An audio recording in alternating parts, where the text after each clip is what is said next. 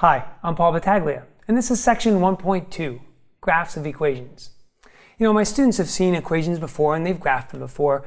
Traditionally, we start by using a table, but I think what I like to do with students right away is maybe give some points and not tell them exactly what they're graphing, just to make sure that they understand. Sometimes, you know, you need more than 2 or 3 points to really see the makeup of what you're graphing.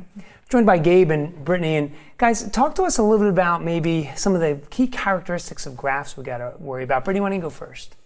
All right, so we have the symmetry, and we also have the x-intercepts and y-intercepts. Right, okay. So I'd start with just reminding my students about x-intercepts. So x-intercept means we're crossing the x-axis, right, and so y has to equal 0. Correct. And then for y-intercept, we're crossing the y-axis, and so x has to equal 0. Okay.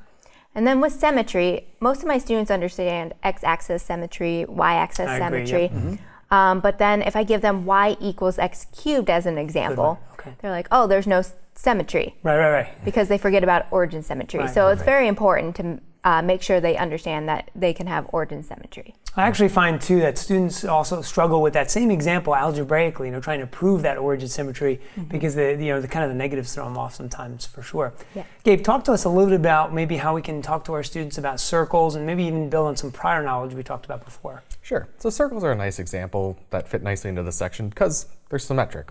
So going along with what Brittany was saying. So after introducing the definition of a circle and the equation of a circle and sort of describing what everything means, I like to give my students an example where I give them, let's say, 2 endpoints of a diameter. Okay. And I ask them to find the equation of the circle. So what this calls on is it calls students back to think through the last section where we talked about the midpoint to find the center of the circle, and also the distance formula to find the diameter or the radius of the circle. Right. Awesome. I hope these tips have been helpful for you and you find much success in section 1.2.